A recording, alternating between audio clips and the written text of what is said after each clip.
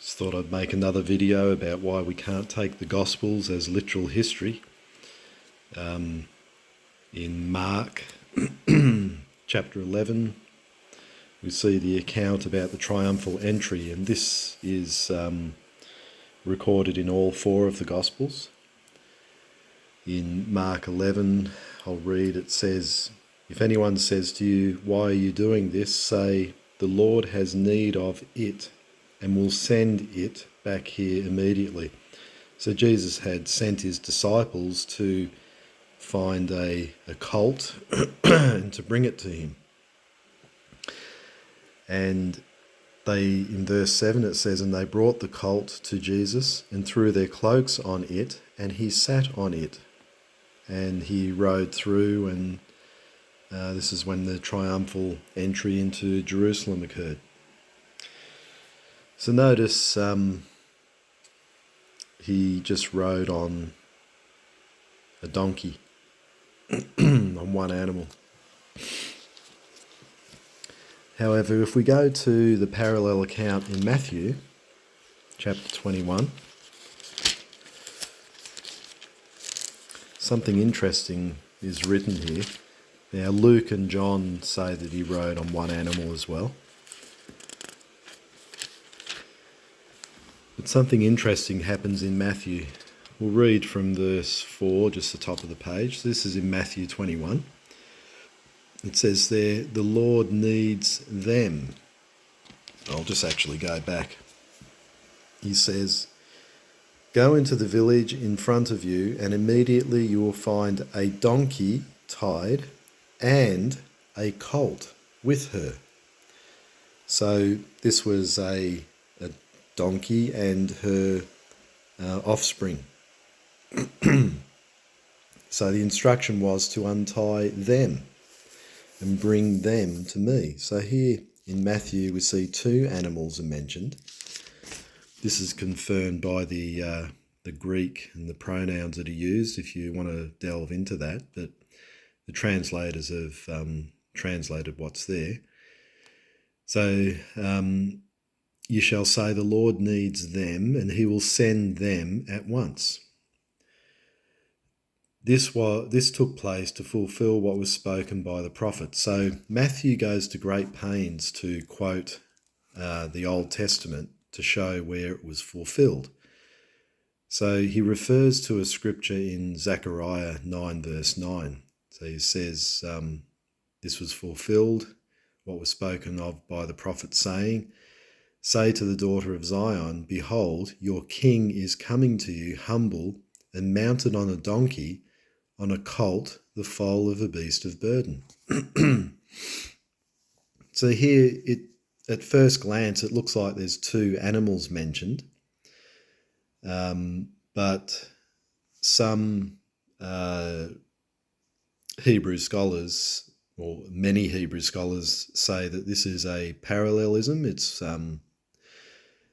in Hebrew poetry, often one thing can be mentioned twice in a different way, and that's what is occurring here, although there are some who don't agree with this explanation, as we'll get into later. So in fulfillment of this, the disciples went and did as Jesus had directed them. So again, this is in Matthew. They brought the donkey and the colt and put on them their cloaks, and he sat on them. So if you read that plainly, it's saying that Jesus sat on them.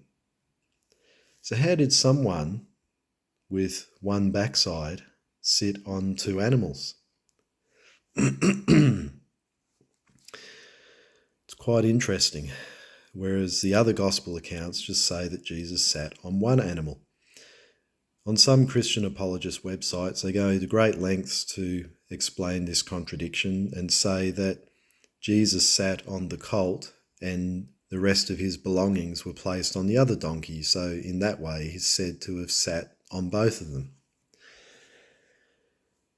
This is not a very satisfying explanation, though. It clearly says he sat on them. and that there were two animals, where the other Gospels say there was one animal. Now, let's have a look at the prophecy that this was quoted from. It's in Zechariah 9, verse 9. And this is what Matthew was quoting, is saying, "Rejoice greatly, O daughter of Zion. Shout aloud, O daughter of Jerusalem.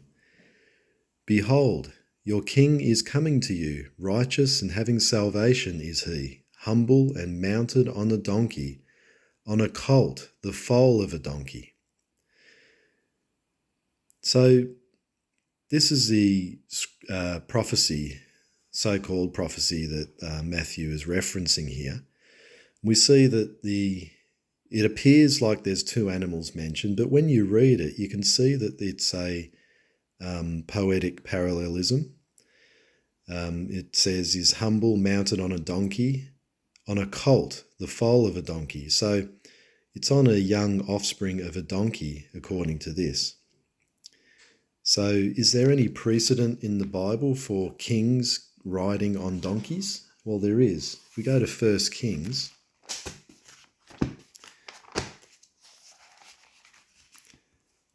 chapter 1, verse 33, we see King Solomon rode on a donkey. It says there, "And the king said to them, Take with you the servants of your Lord, and have Solomon, my son, ride on my own mule, and bring him down to Gihon." In verse 38, "So Zadok the priest, Nathan the prophet, and Benaiah the son of Jehoiada, and the Cherethites and the Pelethites went down and had Solomon ride on King David's mule and brought him to Gihon."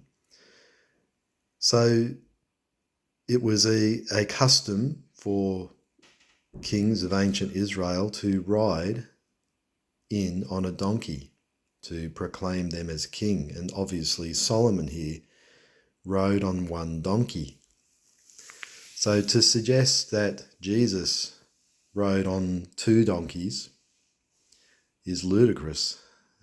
How can someone physically do that, for a start? On one of the apologetic Christian websites that I looked at, they explained that Jesus rode in on the colt and the belongings were on the donkey, the mother of the colt. But this isn't satisfying to me, because in Matthew 21, it doesn't specify anything like that. It just says, this is in Matthew 21, that Jesus sat on them. They brought the donkey and the colt, put on them their cloaks, and Jesus sat on them. It doesn't specify. So that explanation doesn't ring true. What I think is going on here is, and it's very important to note this, is that Matthew was going to great pains to show how Jesus' life and ministry fulfilled Bible prophecy. And in this case, he made a slip up. He went to the extreme to show that Jesus fulfilled it by saying that he rode in on both animals. But what escaped his notice in this case was that in Hebrew poetry, they use parallelism and they mentioned the animal twice, even though there's only one animal. And what this shows is that this isn't true history. This is just a narrative which has been written up by different gospel writers to present the story about Jesus as a miracle-working Son of God who fulfilled Old Testament scripture. And in doing so, he's created a big contradiction, which is a big problem for Christians who believe this literally. So that's just an interesting thing that I found in the scriptures, which I never noticed before, to be honest with you, even though I have read the Bible. Even when I was a Jehovah's Witness, I read it from cover to cover a couple of times. But these things just escaped my notice, or I ignored them. So I hope you enjoyed that. Feel free to comment, and I'll see you next time.